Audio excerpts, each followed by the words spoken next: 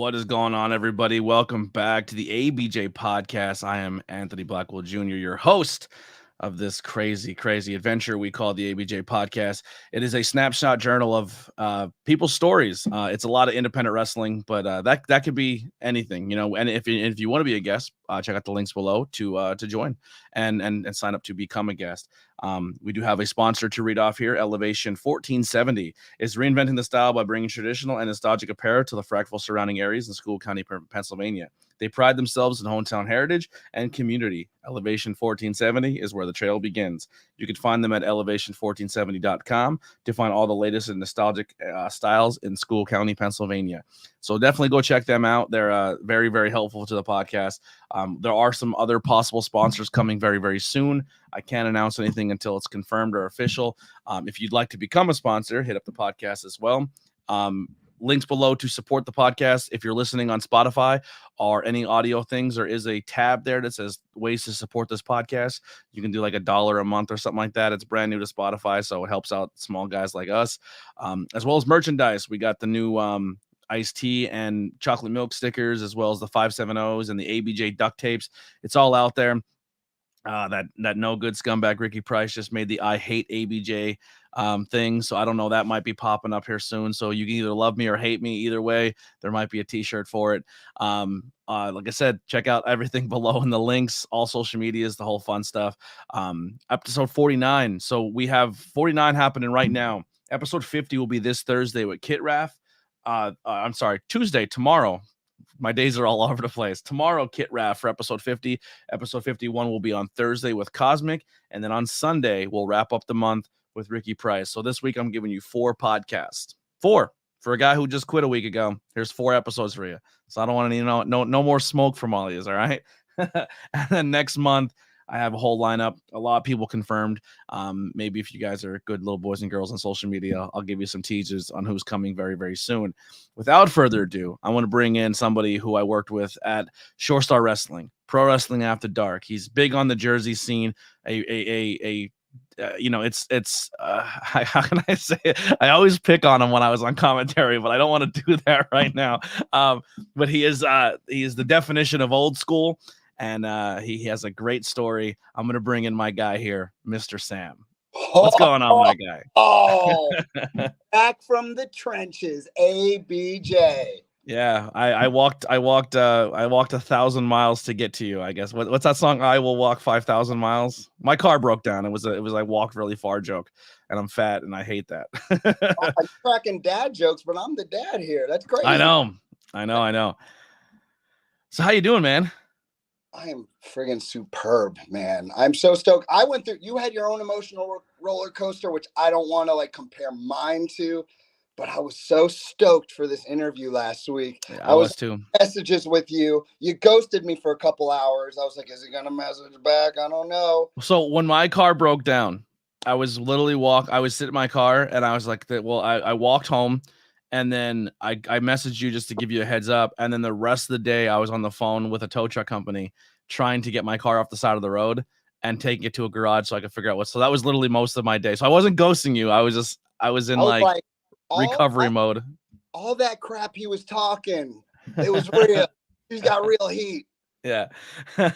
Dude, I got, now you mention it, I got so many things I got to talk about just based off that. But first of all, can we talk about that you talking trash about me on the mics? Absolutely. Yeah. Let me say something. First of all, phenomenal. Your boy, you guys do phenomenal work. We appreciate that. I will say this. That first time you saw me do that interview, the one that you keep talking about, never give this guy a microphone, which you're kind of giving me a microphone right now, so thank you. Yeah. Dude, you got to understand, 12 years out of the business, first time on the mic, already nervous. 30 seconds before I go out there, I get word, oh, you also got to talk about Halloween parade and everything else happening. Dude, my mind was spinning, and in my mind, it was short and sweet. Touche, brother. It was a long one. I may have also have consumed 3 or 4 or 5 beers on commentary of that show. So I was feeling it. I was in the zone. Can we talk about beer for a second? We could talk about beer all day long. You're a connoisseur, am I right? Love me some beer. You mentioned orange drink before. Mm-hmm. I don't know. I know you know your crafts. Have you ever heard of Vinyl Brewing in Hamilton? I don't think I've heard of that one. I do know of another vinyl place. Like it's a brewery that their thing is you bring your own vinyl and they play it, and then everyone kind of vibes in the brewery and listens to vinyl all day long. As much as I love that, I love this one even more because it's run by this guy named Jim Sacco, who I'm actually training right now in wrestling. This dude made a bar based off of punk rock and pro wrestling. So, I'm in. Once I get my car fixed, we'll meet up and we'll record an episode drinking their beers. that's what's up. That's what's up, dude. Orange drink. It's delicious. Love that. Yeah, love me some beer. But yeah, so you came out, made your return, you got in the microphone, and I think the first thing I said was, "Holy crap, Justin Credible looks amazing." Dude, you know I get that on the street. I'm just like someone randomly, yo, you look like Justin Credible. You probably don't know him. I'm like, actually. I've seen Justin Credible maybe about 4 or 5 months ago. He wishes he looked like you still. Once they said I look like him, I started Googling and I was like, oh not today's Justin Credible. No. Okay. I'll tell you what, I seen Justin Credible and didn't know I was in the same room as Justin Credible. And he's got that documentary, right? He's making a film about his deal. I don't know much about him. Is it Dark Side of the Ring? Because Jesus. Yeah. This guy's been through some stuff. But it's a pro wrestling business. This business just beats the crap out of you. And I'm not shooting on the guy. Age caught up. You know what, dude? It does beat the crap out of you. It does. Mentally and physically. Yeah, the mental part I wouldn't even mind talking about at some point in this interview because I'm open for anything, brother. Listen, man, going from a place where I was before, I'm training with Steve Kern. Do you know who Steve Kern is? Yeah, I heard of him, yeah. Skinner, but he did a ton of stuff down south. Awesome teacher. Also, Jimmy Del Rey, who is an interesting dude to say the least. But just being backstage back then as a kid, someone who grew up just like any worker, man, someone who just dreamed of being a pro wrestler one day, and you get there and you see Marty Jannetty training in the ring you're about to train in, and freaking Edge shows up and Big Show, and I'm training with the freaking Big Show. And Steve Kern told me something the first time I got there. He said, Sam, now the first thing you don't want to be is a mark. Okay. That makes sense. But to 18-year-old me, that was a heavy load because I was still a mark. So when I meet Edge, when I meet Eddie Guerrero, I can't be myself because I'm so focused on trying to be professional. Mm-hmm. 12 years later, man, 4 kids later, business, life, dude, I can go in there as a 40-year-old man and I'm just, if any of you youngsters are watching, this is the only wisdom I'm going to drop on you because I wish it's something someone told me back in the day. No guarantees, man. Booker might like you. You might make it to the Fed. You might make it anywhere. But if I'm going to give you one piece of wisdom, it's something I wish I did back in the day, and I'm doing it right freaking now at 40 years old. And that is to have fun. And it sounds simple, but when you're worried about things, when you're worried about what people think about you, more than anything. Are you going to get booked for that next show? Why didn't they book me, man? Don't they know I'm talented? Story of my life. Have fun, man, because moments are worth waiting for as a kid. And when you get there, you better enjoy it because it goes friggin' quick. Yeah. And no matter how good, how talented, they will, somebody can come in cheaper. Somebody can come in and sell a couple more tickets and your spot could be gone as quick as it was yours. There's a lot of, enjoy while you're there. Yep. Yeah, dude. I remember one time I was bringing in all my college friends. I'm talking about dozens of people chanting my name. So much so that my tag team partner and I, David Mercury, we got to have a tag title shot in the NWA Florida against Antonio Banks, who is currently MVP, and Scoot Andrews. And we won the titles. But guess what happened once my college friends stopped showing up? You lost your title. I lost those titles real quick. So it's true. Yep. And, back in the day, that ate me up. Today, like, for example, Shore Star, they weren't going to book me at the last show. Old Sam would have been like, damn, why not? It would have eaten me up all day. But new Sam is thinking, bummer, time to reach out and see who does want to book me. I'm glad as shit that they did book me because I'm a big fan of Shore Star, and I definitely want to talk about that at some point. But Yeah, well, yeah, we man. can we can stay on that topic if you want. Well, that's essentially how we met. You were doing a lot of work at Shore Star, had a lot of fun matches, had a false count anywhere or somewhere match.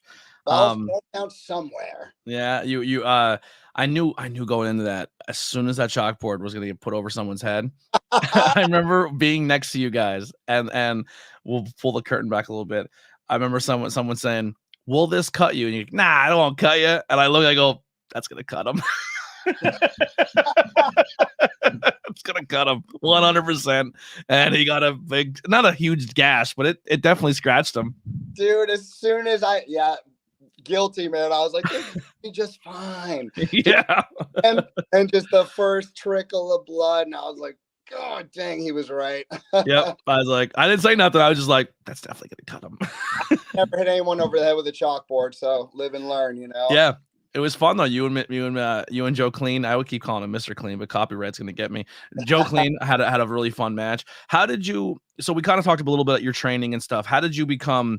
Well, let's start with the normal. How we normally start this off. What's your earliest memory, and when did you fall in love with professional wrestling? Man, I'll never forget it. It was it's probably 6 years old, right? And back in the day, it was prime time. I don't know, it was probably 4-year time. I'm sure you know all this shit. So, anyways, it's prime time. And out come the friggin' Bushwhackers. Has happened to turn it on. And at the time, shout out to Vinny. I am a die-hard Ninja Turtle fan. Anything. Same. Yeah. Oh, yeah. Mikey for me all day. And I'm a Casey Jones guy. Casey Jones, right on. Not a lot of people say that first. I like that. Respect. But what was I talking about? Oh, so Bushwhackers. I don't know how we got from turtles to Bushwhackers. All of a sudden, there's these two guys the Bushwhackers are facing, and in my mind, these two dudes are way bigger than the Bushwhackers. I'm a kid like anyone else who was getting picked on, and I wanted those smaller Bushwhackers to win, but I didn't think they had a chance. Sure enough, they hit the battering ram, 1, 2, 3, and I wanted to do it. Boom. That moment, of course, I went to my mom and she let me know about Santa Claus immediately afterwards. And it didn't even faze me. I was like, I don't care. I want to do this. And from then on, man, every Raw, every SmackDown, not at the time, but anything I could get in wrestling, I was obsessed. Of course, did the backyard deal. My freaking poor friends, man. I used to make them all. They all got hit with chairs and stuff. I made them. It was my life. And if you were around me, it was going to become a part of yours. So there was nothing I wanted to do more than become a professional wrestler. I grew up, my original favorite was Texas Tornado. And I love Texas. I have a Texas Tornado t-shirt. Dude, you're going to have to show me that. And I need to get, all of a sudden he was just gone. And I was like, where's my favorite? Found out years later. But then I grew up with Brett and Sean and eventually went on to like the Hardy Boys type stuff and just never fell out of love with wrestling. And eventually I was doing really bad in school. I hated school, which is weird coming from principal. But my parents told me, they were like, look, either you go and work with your hands out there somewhere, or you go and get a college degree and we'll pay for you to be a professional wrestler. And I ended up in Tampa at the School of Hard Knocks with guys like David Mercury, who right now is training at Jay Lethal's school, Damian Angel, Eddie Torres, who's still in the game. I mean, T-Bolt, the list goes on and on of those guys. Steve Madison. The stories from the School of Hard Knocks were crazy. And you never knew who was coming in, man. You never knew if you were going to be training with Eddie Guerrero, the Big Show. Just these guys who could teach you so much. But like I said, man, I did not take advantage like I should have of those opportunities. Yeah. So yeah, it's tough, man. Like how you're saying before, the whole don't be a mark thing. Like I kind of try to conduct myself the same way. Like when I go to a promotion, I'm a content creator and I was hired for my content and I get hired for what I'm doing right now. But when I show up at a promotion, I don't try to run around and make it about me. And I don't try to like scream, hey, look at me, I'm a content guy. when I walk into a promotion, I put my banner down and I fly theirs. I'm there to do a job. You hired me to be your commentator. You hired me to do this. So my job isn't there. Like my job is to essentially make sure the show flows better with me, not hindering it. So like I'm not going to pull somebody aside and say, hey, can we walk over here for 15 10 minutes so I can get an interview with you, or can I do this during intermission and get an interview with you? Because that 15 20 minutes backstage, you can be putting your match together, you can have an experience, we can be living in the moment, not through a camera. And then your intermission time is a time for you to make money. So why am I pulling away from that as well? I think a lot of people don't do that, and it's tough, and then but I get where you're coming from, and it's tough, man. It's because you do see people that you idolize and you respect, and you're like, I'm a fan, but I gotta tote that line. Yeah. First day of wrestling school, it's like, what the fuck? My hero. I used to love the Rockers. There's Marty Jannetty. Yeah, I met Marty, and I was like, you are the reason I'm a professional wrestling fan. Like, first time I seen wrestling was you and Sean, and I was hooked there. And I'm sorry, I'm more hooked on Sean than you, but you were my guy too. I was like, I'm sorry, I was rooting for Sean to put you through that window. It's literally what I told him. Dude, but the Rockers, I still go back and watch old Rockers stuff. It's so good. And dude, it's like I meet Marty Jannetty. I'm thinking, holy crap, there's Marty Jannetty. And then I get to know Marty Jannetty, and I'm like, okay, stories are true. Yeah, Party Marty. Oh my God, dude, that guy. I thought I was going to get arrested with him. He's a fun follow on social media too. You get to hear stories behind bowling alleys and stuff. It's crazy. Yeah. But like what you were saying, man, about your role and how you play it so well. And I'll say from my own experience, it's only been 3 times, but like, I love the way you and your boy play your roles. I mean, not only on the mics, which the dynamic, the way you put the wrestlers over, you make it feel like it's real. It's really good. And the way you conduct yourselves around the workers is great.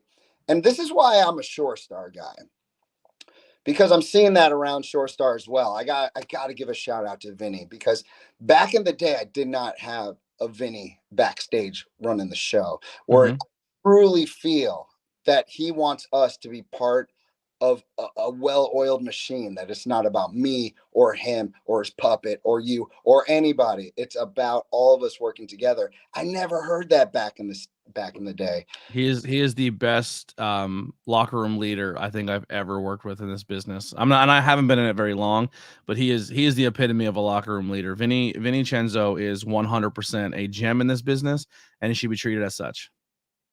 And damn, dude, for his age, not even for his age, just for he moves well in that ring, man. He's doing pretty damn good work out there. Yeah, I'll never have a bad thing to say about Vinny Cenzo. Vinny Cenzo's my guy forever. We have a question in the chat. Look, questions already coming in. Please keep them going, everybody. Yeah, I'll send a sec, Scott. I just wanted to say that, like, that's why I'm a Shore Star guy, because I'm not 25-year-olds who are trying to make it big.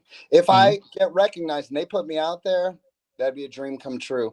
But coming back after 12 years and getting to do this in front of my family, in front of my kids, and knowing that I could still do it and still get pops from the crowd, perhaps even steal a show. Like, I'm going to have a show in my backyard, in my town, at my summer camp.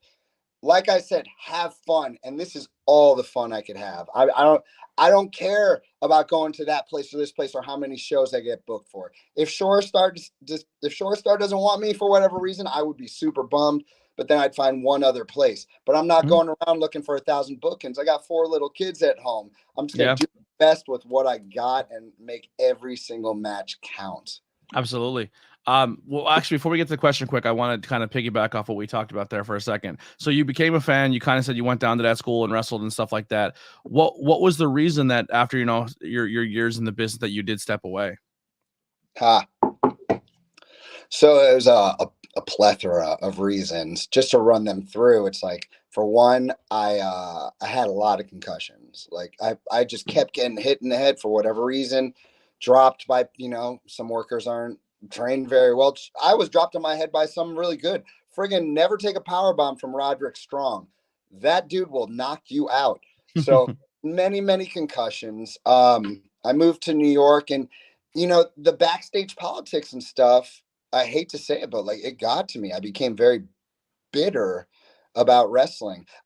Looking back, I loved my matches, but I hate how I was backstage. I wasn't a dick or anything, but I wasn't myself. I Mhm. wasn't able to show people who I really am and that I am part of the team.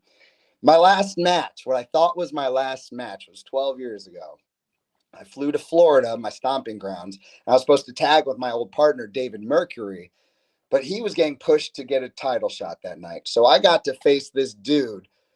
I'm not going to say his name, but he's the hairiest dude you've ever seen. And if you've ever worked with a dude whose gimmick is being hairy, so he rubs your face in it, and you're doing all this in front of a crowd that is completely dead all night, it's a very depressing way to end your life in the wrestling business. So I got to ruminate over that for 12 years, dude. I have a hairy guy you could work. You can make up for it. He's hairy, but he's very, very, very, very, very talented. I guarantee the crowd's not dead if he's in the ring. All right, man. Maybe he can make me change my mind about these hairy. I'll try it. But so what ended up happening was, so 12 years go by. I'm just hating wrestling for a while. Didn't watch it for like 8 years. Then my kids are born. I'm like, well, I got to show them this, right? Mm-hmm. Getting back into it. I'm learning about the Finn Balor's out there. I'm seeing this new style because I've been watching it. It's different. It's different in a lot of ways. So one day I get booked to be a host of a Halloween fest. Because of pro wrestling, I've learned how to work a crowd. I get booked for all these things. Thank you, pro wrestling, for that. And I find out that at this freaking Halloween festival is a pro wrestling show. And I looked at my wife and my kids. I'm like, guys, like, would you want to see me in there like one more time? Dude, they jumped off the couch, jumped on me. They were like, you've got to do it. You've got to do it. And then the freaking show got rained out, man. The show got rained out. I got gear. I got in shape, everything. A whole year passes. The show's back. I get booked. I've been going over this for a year.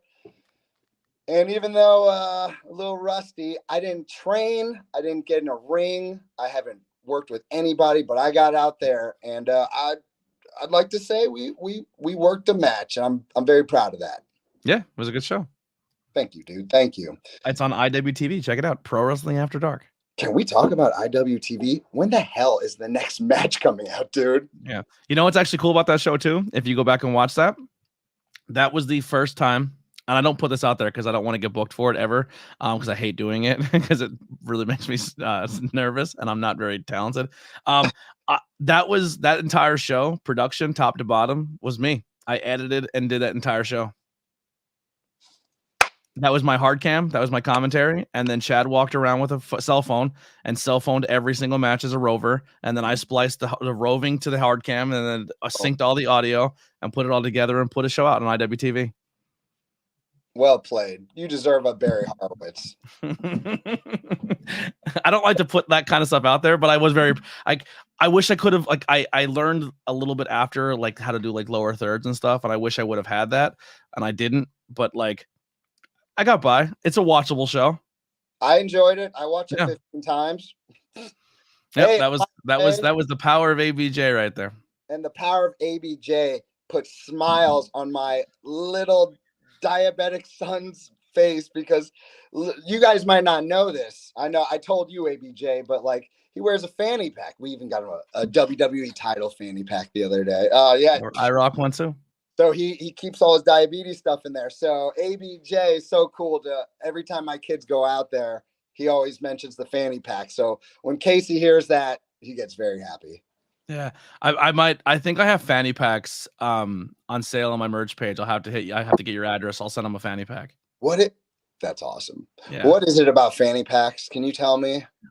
So my fanny pack carries my business cards, my stickers, my GoPro, and then I have all my wireless mics in it. So I just take it all with me. So if someone has to record or everything, or they need a sticker or something, it's in my fanny pack. It's just convenient. Why not backpack? Because you have to take the backpack off and then get into it. Fanny pack, you just right in the front. Convenient. And then you can wear it like as Rambo. You know what I mean? You can do the whole Rambo deal. You could put a lot of different things you could do with a fanny pack. Yeah. Right. Fanny pack it is. Fanny pack it up, everybody. That's my Stranger Things fanny pack. I always wanted a JanSport backpack because I was always poor my whole life. And then they came out with this really cool JanSport book bag. And then I also seen they came out with a JanSport fanny pack, but if you notice, it's upside down because in the Stranger Things, the upside down, and then it has the Demogorgon Hunter, and then it has the Hellfire Club, and then it has like a little 6-sided die. I never played Dungeons and Dragons, but also my earbuds when I go to shows. If it's really loud, I put earbuds in. Man, Anthony, you might be a bigger nerd than me. I'm a huge nerd, giant nerd. All right, so let's get this first question here. So people in the chat know we do questions and keep them activated and keep them engaged. Them, baby. Where's your favorite place to wrestle? Short Start Wrestling. Oh, my favorite place to wrestle. Well, I haven't wrestled a million places other than a million places in Florida. I've been to the southest of South, northest of North. I've worked in Philly. I've worked in Jersey. I got to go back to my stomping grounds. I'm going to Tampa, Florida. It's the place where Hogan's from. Randy was from. It's a good wrestling town. Steve Kern, and then all my boys are there. So Tampa, Florida, baby. Well, let's keep the Florida question live. Ask him about the time he wrestled in a garage in Boca Raton. I think there's a wrestling promotion in Florida right now, Boca Raton Wrestling. I've heard about it. Really? Yeah, the venue looks really cool. I think it's called Boca Raton Wrestling. It's an awesome venue. It's like dark and the lights are all bright. It looks really nice. Yeah, Boca Raton is a very luxurious place. But my time in backyard wrestling, dude. I like I said earlier, I forced all my friends to come in. I was going through flaming bar. Dude, I never had blood once in a wrestling match. But in my backyard days, I was going through flaming barbed wire tables, trying to do swantons off the highest thing. Basically just torturing my friends. That's what it was all about. And dude, this is a little disclaimer about backyard wrestling. So it was the Magic Man going up against the Cricket. And what the Magic Man didn't realize is the Cricket had never taken a power bomb. And of course, like every backyarder should be doing a power bomb. So I get him in that pile driver position, right? I go to lift him up, but rather than sitting up, he grabs my pants and I'm trying to get him up, up, up. And dude, by the time I let go, he is completely vertical to the ground and he takes a one-man pile driver from 2 feet off the ground. But he lived to tell the tale. He learned a valuable lesson that day. Yeah, I think that was last match. I think he retired. Shout out to you, Cricket. Yeah. Also, huge thank you to Amy Adams for subscribing over on the YouTube side. Appreciate that so much. If you are watching, please hit those likes on YouTube as well as that subscribe button. We're on that quest for 1,000 subscribers, but we're getting close. I think to 700. I think that's what it's at, 700. Still not enough. Yo, show ABJ some love and subscribe. And a little shout out, Amy, that girl who sent a question. Back in the day, if you wanted your music played, we brought something called a compact disc, and they had to put it in and choose the music. I want you to try to guess how often they got the music right. 75%. Never got it right. Never. Well, you have to queue up everyone's tape to their spot. It's a nightmare. It was a nightmare unless the great and powerful Amy Adams was behind that disc player. She got the music right. And she would travel with us. I mean, she wasn't even a part of wrestling, but she was the biggest part of our lives in wrestling. So yeah, that's you. And every wrestler should have an Amy in their car, not driving with them. Don't just leave it. My buddy that I do commentary with as well a lot, BP, he travels with me a lot, and he was another one that we just try to be like, we show up at a show and we're like, hey, what do you need? And they're like, tonight we need this. And then like, well, we could do it. And they're like, have you ever done it before? Like, all the time. And then we just go wing it and we successfully get it done. And then on the way home, we're like, that was hairy. You know what I mean? So that happened with BP. He came and they're like, well, BP, we don't have a spot for you, but we need someone to man the music. And he's like, I can do that. And he's like, I've never done this before. So not only did he do music for the show we were supposed to do, but then he was recruited to do sound for the show after, which ended up being IWTV 100, which had the Wheeler Yuta Daniel Garcia match, had an Orange Cassidy in a card. Like the card was loaded, and he's doing music for it. And I was just like, yo, I don't envy you at all. I was having an anxiety attack for him. But it went well. It all success in the end. Yeah, he was music and bell, which is like the first two things people notice if you fuck up. Yes, man. At once, I'd lose my mind. Props to that guy. Yeah. For sure. Hey, dude, how many times on the flip side have you seen people in this wrestling business try to do shit on the fly, and it is just wrestle crap? Yeah, all the time. Imagine trying to have to call that and make it sound good on commentary. So, dude, let me ask you a question. A very selfish question. Yeah.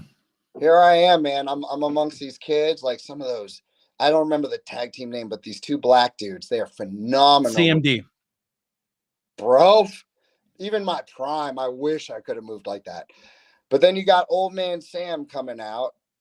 Third match against Old Man Joe Clean. Props to you, Joe Clean. You can love Joe Clean. I'm a Joe Clean. I'm a Joe Clean mark. I love that dude. Yep, as you should be. You know, from a guy on the outside, I know you're a brutally honest guy. What do you think, dude? No, I'm not. I haven't a wrestler. All I know are my family loves it. I need to hear something. So I am under the impression of professional wrestling is and the person I think who broke this down the best for me was Anthony Green. Anthony Green said wrestling is the Muppet Show. And like a good variety show, you need a little bit of everything. You need new school, you need old school, you need comedy, you need spooky, you need to be scared, you need to be fun, you need to be laughing, you need to be crying. There's a spot for everything in professional wrestling. And if you do an entire show of strong style, 4 matches in, you've seen everything you're going to see and you're bored. If you do an entire show of comedy, you know, maybe you'll stay entertained because the comedy's there. If you do a whole show of spooky, it's just too much if you do everything the same. I think you have that old school ECW-ish, I'm going to do something crazy, but you know, like it's there. You have a place for it. I think you bring that style of wrestling that you're going to do a little more crowd work than you're going to do a flip. You know what I mean? And I think sometimes that's where the younger generation messes up, is they want to do all the flips and jumps and all that crazy stuff, but they forget if they have to play to a crowd. Where I think you come out and immediately get the crowd involved, because that's the old school mentality. And I think having that old school people in the locker room with the new school and them saying, hey, man, if you just took a second and stopped and just played to them for 1 second, you'll pull them back into the match. And I think that's good to have in a locker room. And I think it's good to have people like you in locker rooms to kind of bring that balance of meeting the two together. It's not saying one's right and one's wrong, because I think a lot of old school veterans will tell the new school kids that they're idiots and they're dumb and what they're doing is stupid. But, you know, your generation probably had that too, where they're like, yo, what are you guys doing this for? You know what I mean? And instead of telling everybody who's right and who's wrong, meet in the middle and make it work. You know what I mean? And find a way to incorporate the two. Dude, I'm really glad you have that. Who said that? Who's the person? Anthony Green said the whole Muppet Show thing, but that essentially what like the whole meeting in the middle is like. I get a lot of heat from my friends because I'm not a Jim Cornette guy. I'm not a Bret Hart guy. And I think the thing that pisses me off most about both of them is they always brag about the bricks they've laid to get there, but they're always trying to take them up as they walk away. And I don't like that. Yeah, I constantly struggle with my hero as a child to some of the stuff I hear nowadays with Bret. Yeah, he's just telling. He tells, if you're so impassionate and love this business, then why would you go? Like Jim Cornette gets more people to hate the business that are fans of the business, and all the fans of the business, all they do is trash it and say why they hate everything that they're watching, and then they're also like, how are you expecting to grow new fans and grow this business and make more new fans if everything you're doing is hating on everything you're watching? Yeah, like if you're an outside person, like why would I watch that? You're a diehard fan and you hate it. Why would I watch it? Yeah, I can't agree with Jim Cornette. I'm on your side. Like there's so many aspects of wrestling. Like I'm not into the death matches, but I respect them. Yeah, there's a place for it. There's a place. I'm not even into the high. When I was younger and I loved seeing some cool spots, I was into high spots. Now I watch it and I think like I need a little bit more story. It's not for me, but I think there's an awesome place on the card for guys. There's an awesome place for the brutality stuff. And for a guy like me who, you know, I am beat up at this point. I had my, 10, 12 years in wrestling and I'm older now. So here's the cool thing. What I learned in wrestling, how to work a crowd, I have brought with me in every aspect of my life, from teaching to putting on shows to even one-on-one conversation. I bring my pro wrestling with me. But now because I've gotten to do that so much. I've learned how to quote unquote work a crowd without doing a wrestling move. So now, even though I love putting on some cool moves, I can go out there, do 2 cool moves, maybe even just one, and still have the crowd pop just as much as they would have as it had I done 10 cool moves, and do that with personality and with connecting with them. And Yeah. it feels good. And you tell one more thing, dude. I'm sorry. Just you telling me, first of all, in my mind, ECW is not old school, but it is. And the fact that you're comparing me to that kind of thing, I take that as and you see a lot of matches, so I take that as a massive compliment. I'm glad like ECW, like besides Sabu and RVD, everything that you really seen was kind of like you're just like the top rope body splash or the top rope. Like you're not doing a front flip, you're not doing a back flip, you're jumping off the top rope into somebody. Like that's what I mean by the old school. Like it's still like, holy crap, that's crazy, but it's not the 450. It's not that you're safe, but you're still doing something death defying, if that makes sense, in an old school term. Nowadays, people are doing 450s and you see people jumping, springing off the ropes. So that's like the newer way of doing it. But like you still, there's like Jimmy. People look at what Jimmy Snuka did. He did a body splash off the top of a cage. Get the hell out of here! Like you know what I mean? Like, but so badass for back in the day, though. Yeah. Another thing too, how you were saying, is bringing it once you learn this lifestyle and this business and learn the business and learn the kayfabe, like, and you take it in the real world, you dominate the real world. You really do. If you learn this mind state and this and work the business and play a character and do all that, the real world's not as, it can get a lot easier. That's so interesting when you say it, because if you think about it, you're improvising in the ring in a very high levels, a very high stressful situation. And if you can get through a 15-minute match where maybe you lost yourself in the first minute and get through and still have the audience in the palm of your hands, shit, man, going to the bank teller, whatever it is the next day is so easy. Just normal life situations are so easy. And you know what else is easy is being the center of the room. If you need to be, if you're at a business meeting or whatever, you know how to make people feel something. Or right? you can point out a mark. You can point out a money man. You can you can point out the problem in the room. You can point out the best person in the room. You know when someone's being fake or being carny. There's a lot of things you learn in this business that when you go out in the real world, it's like, oh, I see you. I see what you're doing. We've seen you. We've seen all of you. Know all of you. Young Rock said it best, man. Just live the business. Live the business. Yeah. Man. So what about you? I know this is about me, but did I get a question? No, you're good. We got questions, but I'll let you go ahead. I'm just curious about you, dude. I know you went through some difficult situations with the company that I love, and it bums me out because I love the people there, John, all those people, man. I'm a big fan of them, but I know you had your own deal with them. Like, what are you going to do? Because you sound like we've all been there, man. Like it sounded like you were a little down and out. I don't want to misconstrue the two. I wasn't leaving podcasting or content creating because of what happened at Shorestar. There are two different instances. Essentially what happened there is we had a disagreement on things, and I don't want to sit here and say I don't want someone to be around and I don't want someone to be given an opportunity, because I would never look at like a young person who's trying and be like, I don't want that person there because they're not talented enough. That's not what I was trying to do. But I feel like our locker room at Shorestar, everyone conducted themselves a certain way and everyone treated themselves a certain way and everyone brought something to the table that was positive, and it was good for the young kids that were there and the environment for the people that we were putting a show on for. And I just felt like they were going to bring people in, or a person in that I felt like didn't fit that vibe, and I didn't feel like they fit the locker room, and I felt like that person that was going to come was possibly going to bring another person that they roll with that was inappropriate with a personal friend of mine, and I just didn't stand for it. And listen, the paydays are great, and the locker room was great, and I love that locker room, and every single member of that roster I've considered a family, and the fact that people hit me up and said like they felt like two guys on commentary were like a backbone of the company feels amazing to hear, and the fact that we were like locker room leaders. But at the end of the day, you kind of, I'm not gonna say I'll live and die on my hill. I'll have a conversation and I'll figure out what I did wrong, and I'm always down to talk about it. But it's just when you go and you make a complaint, or you go and you make hey, this is how I feel, and you're being told we feel the same way, but then those feelings go on Facebook and they're used against you and made fun, and you're made fun of without the tag being there, but you know it's you because you just got out of a conversation with them. I felt it was disrespectful, and I felt like we deserved better. Just That's being honest. That's definitely shitty communication. Yeah. I mean, doing that shit online is definitely bad communication. It shouldn't have been Yeah. like that. However, and I can go way deeper, but I just feel like it would be me bashing them and me putting a bad taste in that promotion. And I don't want to do that because, once again, I love Vincenzo. I love that locker room. I love you guys. I love every single person who walks through that curtain at that company, because I think you all work your asses off, and I think you have great storytelling there.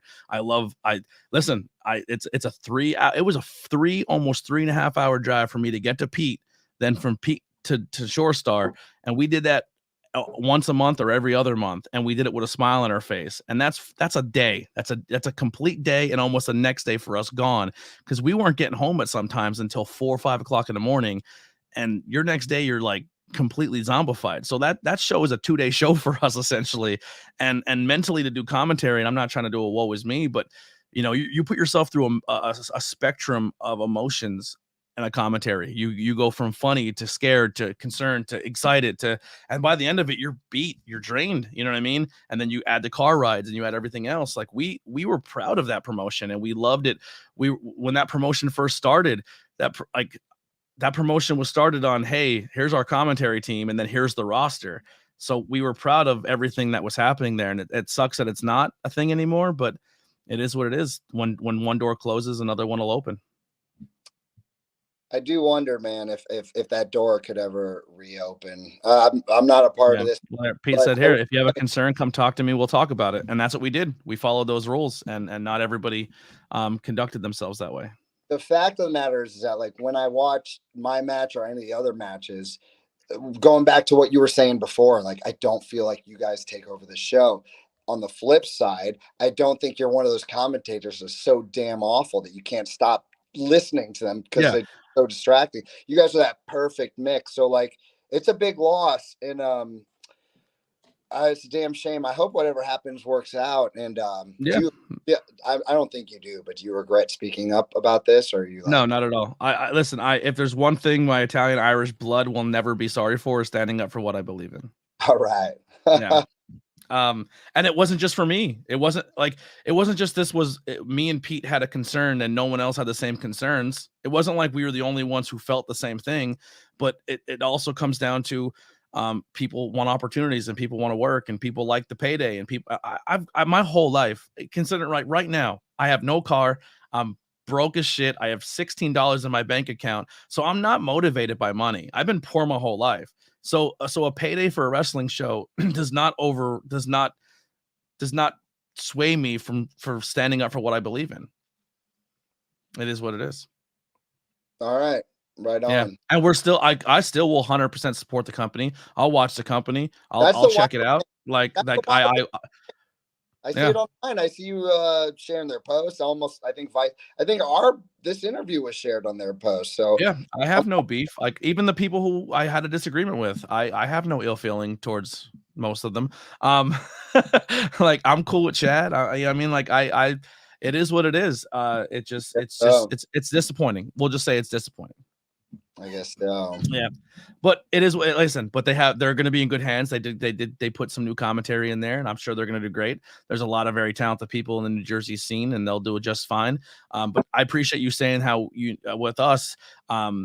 I think a lot of times people say, oh, well, if you try to be too funny on commentary, commentary is very highly scrutinized in this business, almost more than the wrestling in the ring. Really? 100%. If you watch people on time all day, I hate this person on commentary. And this goes from WWE all the way down to AEW. They'll tell you who they like and who they don't like. I bet the ones who have hate are way more vocal than the ones who have the love.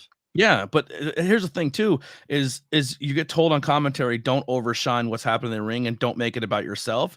But also you want to develop you want to be just as much part of the show as a talent in the ring. So if you just lay back and you're a boring baseball announcer, like who's your favorite baseball announcer? Like two people that people know because they just blend in and they have a normal voice and no one knows who they are. But in professional wrestling, Jim Ross will live forever. Tony Schiavone will live forever because they've made themselves just as much part of the show as anybody else. And I felt like that's where me and Pete felt that line. I'm not comparing us to the greats, but I felt like we made our spot where like, oh, I'm excited to hear them on commentary, but also they bring something to the match and tell a story to make the match as good as it is in the ring. So from someone on the other side, first of all, that's fascinating. I always think about how what I do in my 8 to 15 minutes is exhausting, mainly because of all the fucking nerves that go in my head. Sorry if any of my we can curse. I've been cursing the whole time. No, I have students watching, dude. Oh, sorry, students. Don't say bad words. Sorry, kiddos. So, where were we going? You were saying about on your aspect. Your 8 minutes, you have a lot going on. Dude, it's very exhausting, especially just getting nervous beforehand. I never thought about that, man. You're out there 8, 10, 12 matches doing a wide variety of emotions. That is exhausting over a few hours. Yeah. It's a lot, especially if you believe in what you're doing. If a spooky character comes out and you just play it off as you played the last match. Oh, here comes a spooky character. I wonder what they're about. Like, or you just no sell that they're a spooky character and you completely diminish the character. You just lost that emotion for the character in the ring and the people listening at home. If something very serious is happening where there's a real tension in the ring where two best friends are finally fighting and they're fighting to the bitter end, if you just play that dead, you just took away the energy of the entire moment. It's like scoring music to a movie. You can have the same scene and put clown music to it and put a spooky soundtrack to it, and you set the tone for exactly what that scene is going to be just by what the background is. And that's exactly what commentary should do. So how would you sell yourself? Who is ABJ? How is ABJ different? Who is ABJ as an announcer? I feel like ABJ is ABJ the entire time. I know I have been playing a little bit more of a heelish thing on commentary, but there is some truth to some of my heel. Man, just saying. There is some truth to some of my heelness. If you give me an opportunity, if you like, I'm not going to call out a fumble in the ring if you have a botch. I hate that word. Or if you slip or something, I'm like, oh, this guy sucks. I'm never going to bury a wrestler like that. But if you stumble on a promo or something like that, like I'll find something to pick on you for, or a look or something.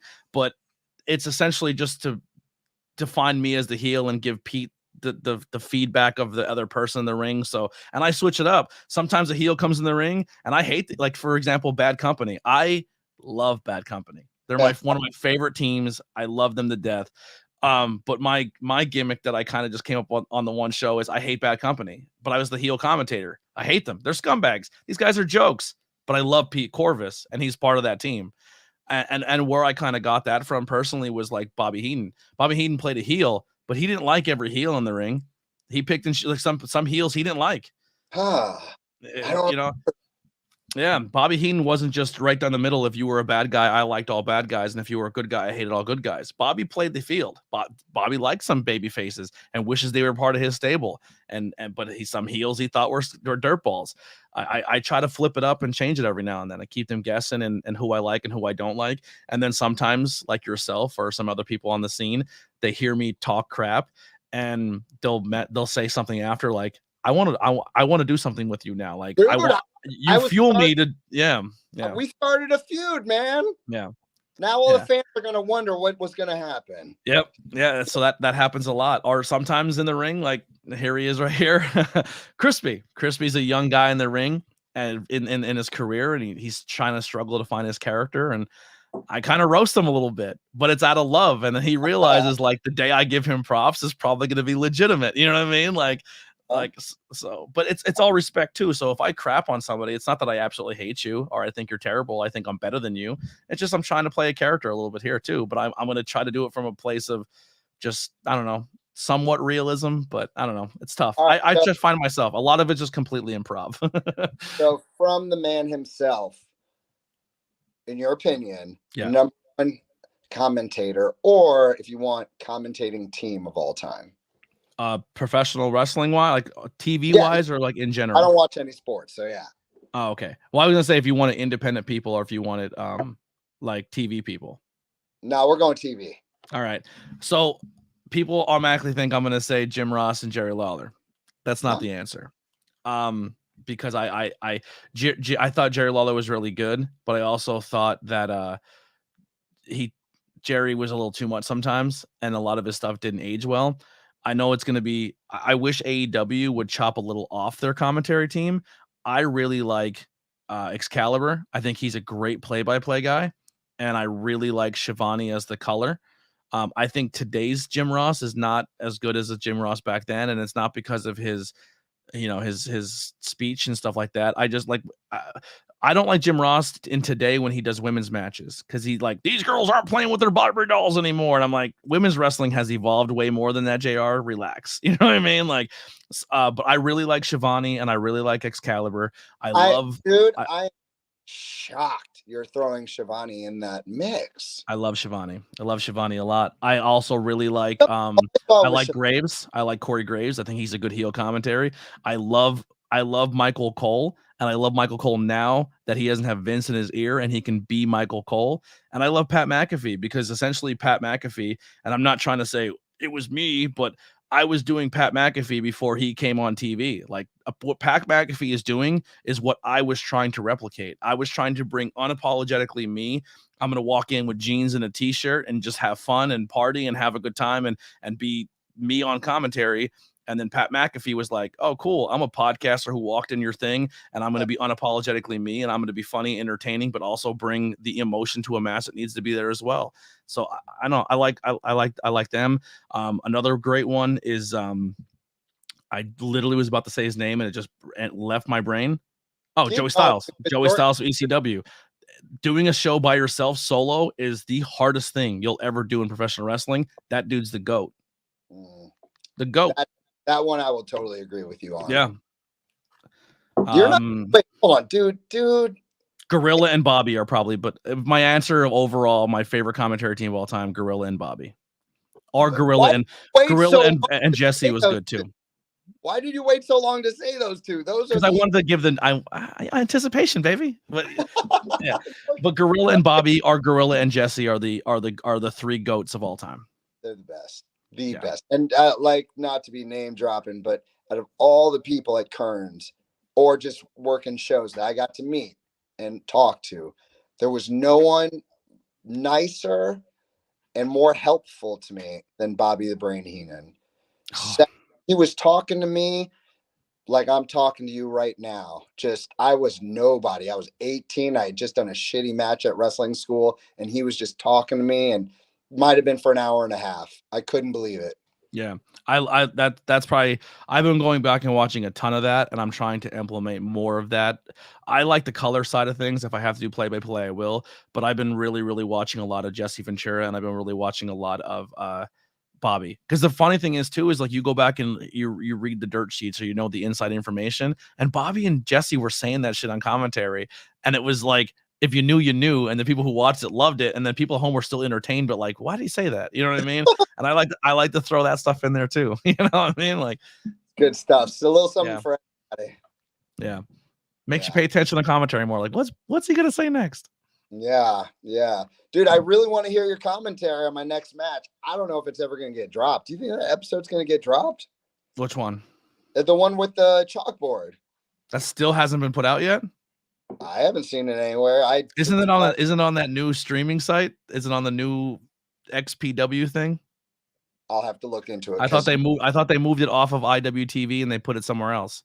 Oh, here I am paying $10 a month. All right. Yeah, if I'm not mistaken, that was the move. I thought Shorestar did, where they took everything off there and they put it on that streaming service where it's like them and a bunch of other things in the XPW. Yikes! See, that guy lit himself on fire the other night. No. Yeah, that's pretty dope, right? He did a spitting fireball right into the front row of a crowd, and then when he went to wipe his mouth, he wiped his mouth with the bottle with the ladder fluid in it and lit himself on fire in front of a live crowd. Oh. He was probably on fire for a good minute and a half. Oh no. So once again, I love pro wrestling and I don't mind deathmatch wrestling, but also think of your own safety and the people around you. You ever see or like putting needles through parts of your body? Why? I respect it. I respect I it. don't. I don't respect pulling your private parts out in a match and sticking a hypodermic needle through it. I didn't say I respected that. Yeah. For the record. What about when they take the freaking glass tubes and just kind of on the forehead? Yeah, the glass tube. I mean, they're as safe as they're gonna be. I mean, you can still die and hurt yourself really bad on them, but for the most part, if you know what you're doing with them, you can do it safely. You know what I mean? I was wondering if anyone ever like breathed that stuff in. Probably. Has to be, Yeah. right? Pete DeLong. Here's a question from Pete. What's a dream match for Mr. What's up, Sam? dude? What does he say? What's a dream match for Mr. Sam? Who do you want to work? Well, I actually think I'm going to be having my dream match coming up. So, of course, like my heroes are Brett and Sean. That's not happening. And if you were listening to this interview, you'll know that I am in a very specific part of my career where I just want to have fun. And there's no one I would have more fun with than to bring in my former tag team partner, David Mercury, get his butt up here to New Jersey and see what happens. This man has gone from our tag team to becoming one of the most evolved workers in Florida, still getting ranked, still teaching, still killing the game. One of my best friends. No, he's the best friend, along with Amy, I got out of the pro wrestling business. So my dream match with, or even if we have to face each other against, would be with David Mercury. 100%. Thank you for that. In the chat says, when are you going to man up and face your old partner who's still waiting to compete against you? In the chat, there it is. You answered that question. Oh, David, I'm right here, brother. July 22nd, man. July 22nd. Let's make it a thing. You come to Camp Tuscaloosa and you'll see your old man has not missed a beat. I can still work, brother. The only heat I still have with you is I still never got a snap bracelet. I'm just saying. Yeah, mother. Yeah, that was part of our feud. You were never. I was gonna give Pete gold stars. I was gonna give his kids everything, and for you, you get nothing. Nothing. But you get nothing. Good day, sir. Good day, sir. So besides professional wrestling, outside of professional wrestling, you said you're teaching. You got your own little podcast set up. Let's talk about that.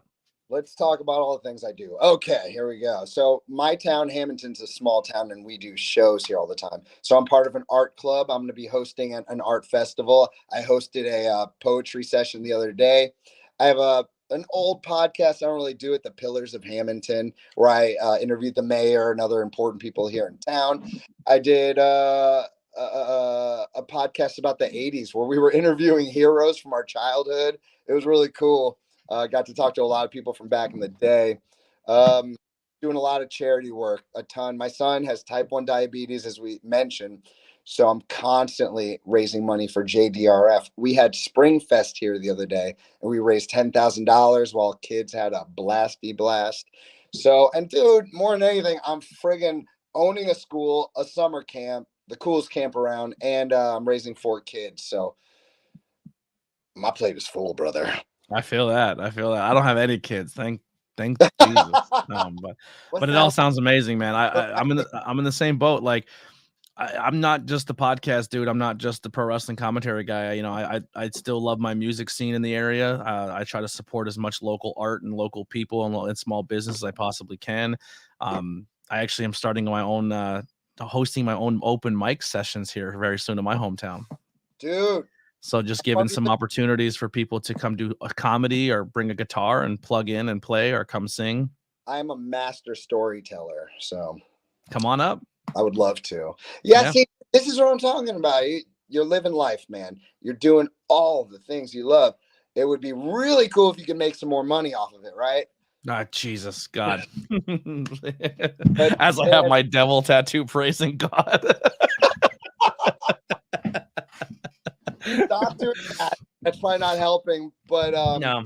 I don't know, man. I wish you greatness because you're putting greatness out there and you're living life to the fullest. So yeah, my goal, man, my overall goal is I want to grow my brand. I want to obviously make this hopefully a living someday, but I want to grow this platform. So the point when I go live or when I have someone like you on, more people are exposed to you than they are me. You know what I mean? Like, if my brand grows, they already enjoy what I do and they trust my judgment as a person to say, this is my person. This is the guest who I have on. This is who I want you to support and love and go support them and do what they're doing.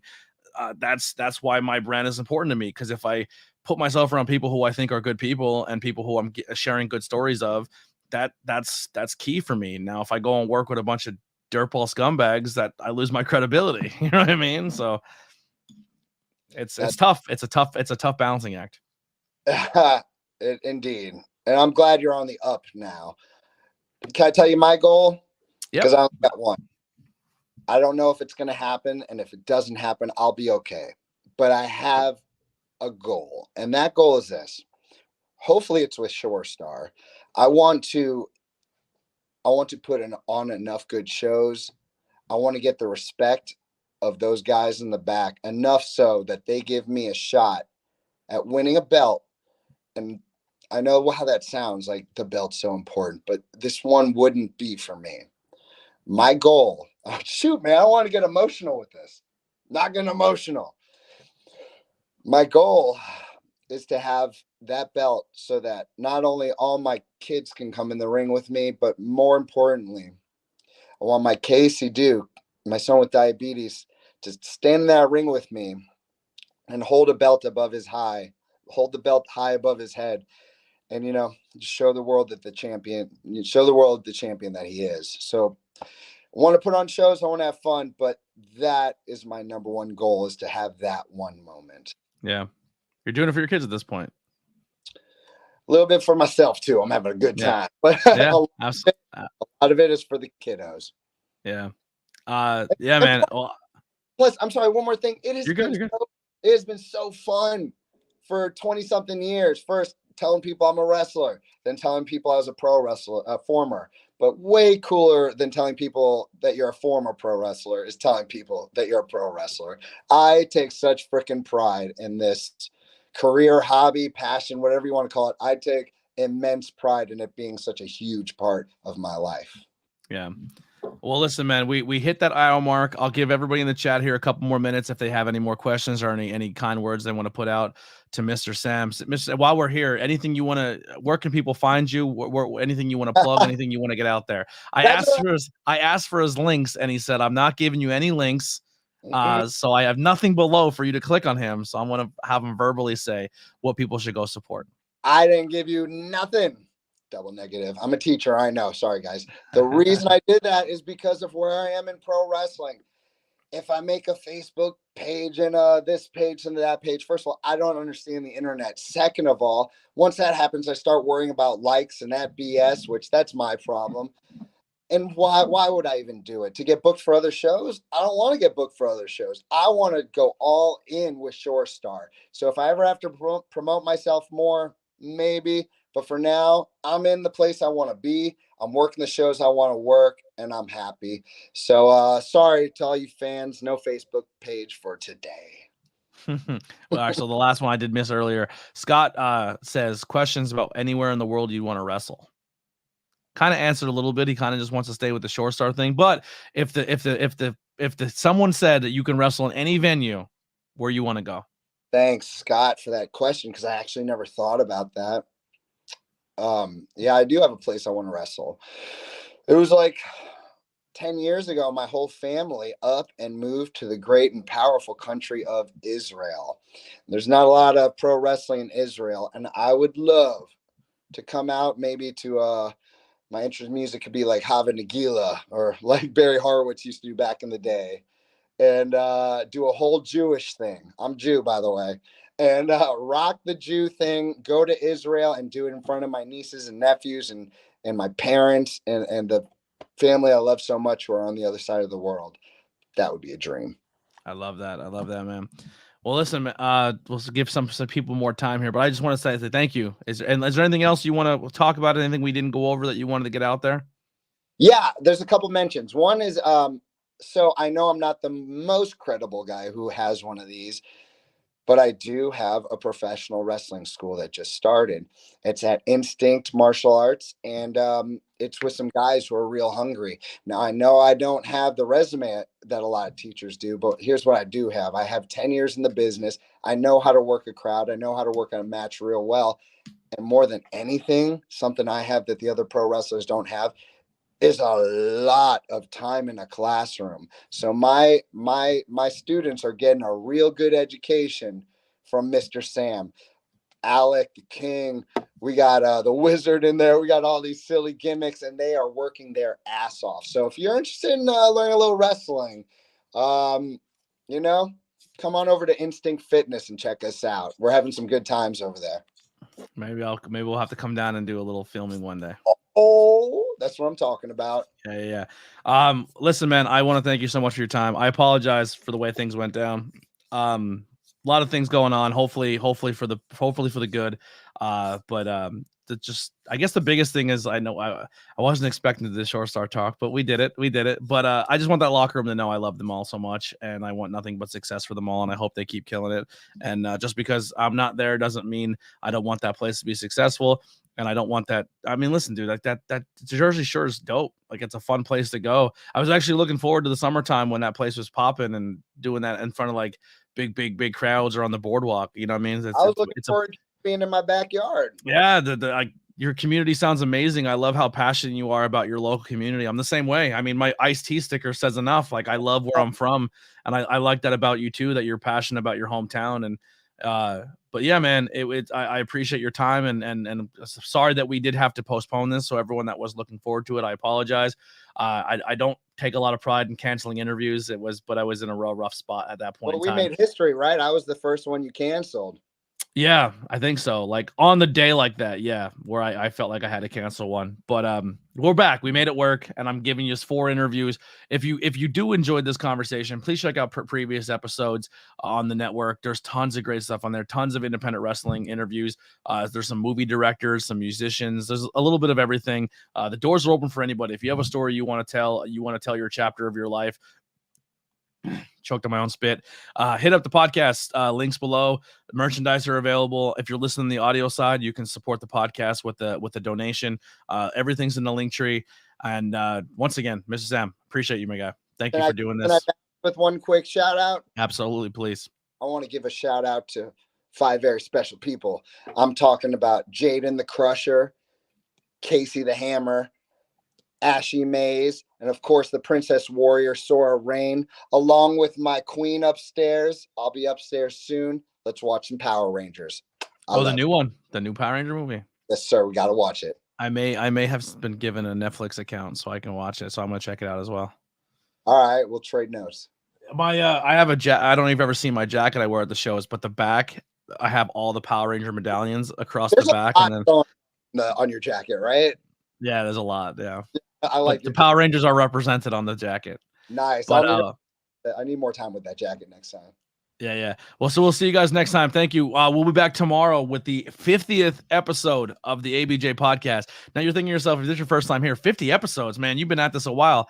Since October. I've been doing 2 episodes a week since October. So we're finally hitting episode 50, which is absolutely insane. The YouTube channel, if you head over to the Anthony Blackwell Jr. YouTube channel, we have movie reviews. I'm always doing game streams. Right now I'm doing like a play along of Breath of the Wild and Zelda. I'm not very good at it, but come and hang out.